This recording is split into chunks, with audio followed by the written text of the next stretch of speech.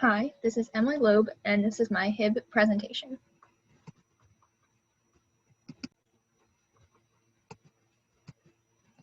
All right, so harassment, intimidation, and bullying. What is the purpose of the new law? The Anti-Bullying Bill of Rights Act is an act concerning harassment, intimidation, and bullying in school settings. And according to the New Jersey Department of Education, the ABR, which is short for Anti-Bullying Bill of Rights Act, is intended to strengthen New Jersey standards and procedures for preventing, reporting, investigating, and responding to incidents of HIB of students that occur on school grounds and off school grounds under specified circumstances. And this is the video that I have.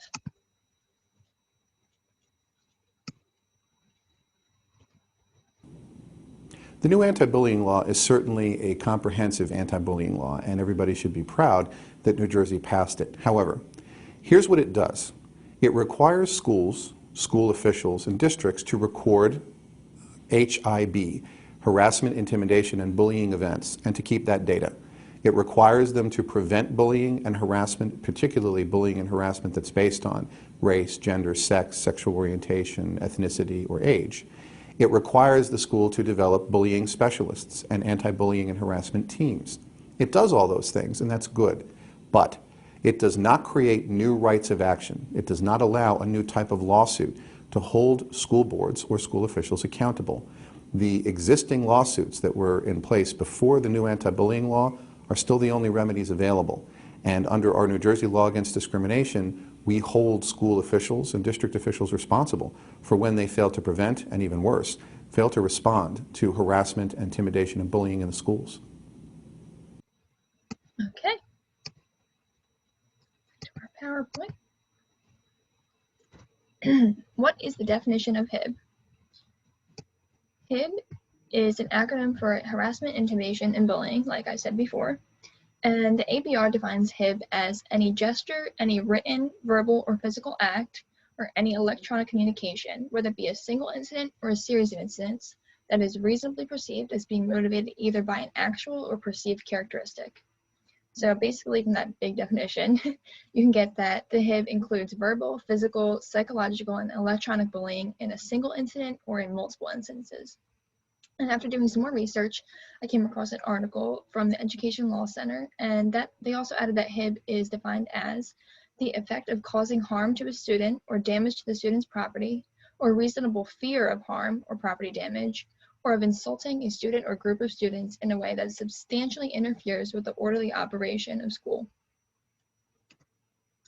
Just continued definition of HIB is the location where a HIB can take place. It can take place on a school property, at any school-sponsored function, on a school bus, or off school grounds. And in addition, the HIB must substantially disrupt or interfere with the orderly operation of the school or the rights of the student. Another continued definition of HIB, the protected characteristics defined by the HIB law are race, creed, color, national origin, ancestry, age, genetic information, pregnancy, sex, religion, disability, military service, atypical cellular blood trait, or nationality. So basically, you cannot discriminate against any of these things. What is required of schools to implement this expectation? So just an general overview, and according to the New Jersey Department of Education's website, you need a statement and description of student HIB behavior, the consequences for the student who committed the HIB, and the procedures for investigating and reporting a HIB. And those procedures I went into more detail about. So the procedure for investigating a HIB, it begins with a principal initiating the investigation, and he or she may ask other staff to get involved as well. And the investigation must be completed within 10 school days of the HIB report, but it can be amended if new information is discovered. The results of the investigation must be reported to the Chief School Administrator, which is short CSA, and within 2 days of the completed investigation. And the CSA reports the results of the investigation to the Board of Education. And also, parents of involved students are contacted with information regarding the HIB and the consequences that came about. And then the procedure for reporting the HIB is that all HIB acts must be verbally reported to the principal the day of the event and reported in writing within 2 days of the event. And also, the principal must inform the parents of all involved students. These are the 10 steps of the HIB complaint and investigation process according to the NJDOE website. begins with first the verbal report, next is parent notification, then is the investigation, the written report, the investigation report, the CSA actions, the CSA's report to the Board of Education, and they then inform the parents. There's an optional hearing or appeal, and finally is the Board of Education decision regarding the HIB.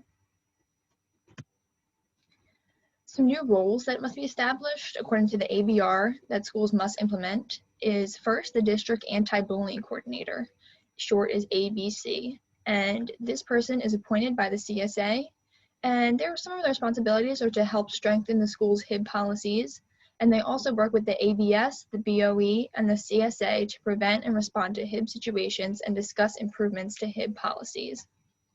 The next person that must be appointed is a school anti-bullying specialist, and short is ABS.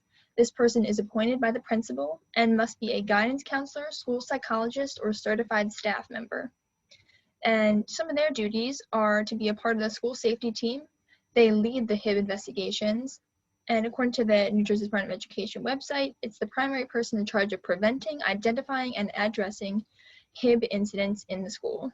And again, could be some other members designated by the principal to help this person, and so on.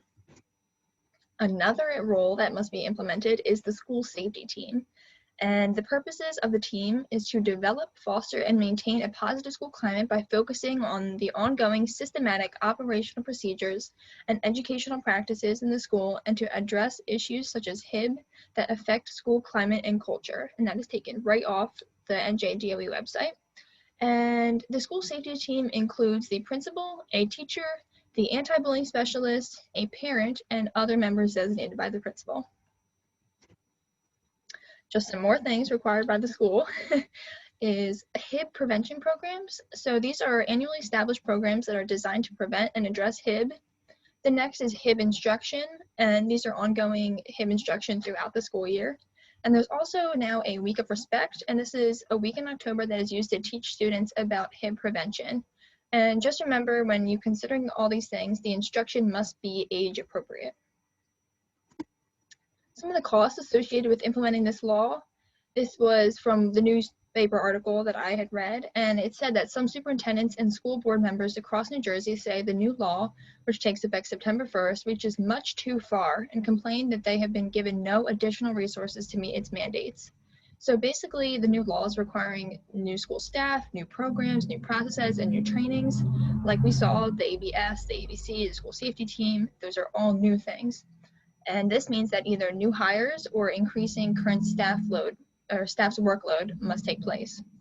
And so basically, this is just stretching the school anti-bullying resources too far. So some of the pros of implementing this law is that there's an increased ability to report, investigate, and track cases of bullying. So the HIB law made it easier for school staff to report and follow cases of bullying. There's also an increased awareness of bullying now, because the HIB law addresses recognizing, reporting, and preventing bullying in schools. So it really made it an increased awareness for teachers and students as well. And the law also promotes a positive school climate. A school climate refers to the current quality of school life, and safety is a large part of a positive school climate, and HIB addresses safety issues and bullying. And the HIB law also encourages positive school climate, which in turn decreases the amount of bullying. Some of the cons of implementing this law are that guidance counselors and school psychologists are being put in charge of HIB reports, which requires extensive administrative work and reports. And schools now have more legal responsibilities regarding bullying, and this may open the door for increased number of lawsuits. And the law also broadens the requirements of what is considered bullying. Therefore, teachers, parents, and students may find it easier to categorize words and actions as bullying. And consequently, this can lead to students not learning how to deal with conflict on their own. Will the law be the answer to improving the overall quality of the school environment? I believe that this law is a step in the right direction. The New Jersey Department of Education states that feeling safe in school powerfully promotes student learning and healthy development. And the HIB law promotes school safety, which consequently leads to an increase in student learning and development. Also, the law's implementation of a school safety team helps school quality. The job of the school safety team is to maintain a positive school climate. And lastly, the implementation of relationship building strategies, especially with vulnerable students. The HIB law encourages respecting individual differences and creating programs and strategies that celebrate diversity, which again, respect creates a positive school climate. And our goal is to create a positive school climate. My opinion on supporting the law, I believe that this law is a great way to promote positive school climate, like I said in the previous slide. The HIB law increases teacher and student awareness of bullying, which in turn creates a safer school environment. And again, safety promotes learning and safety decreases bullying incidents.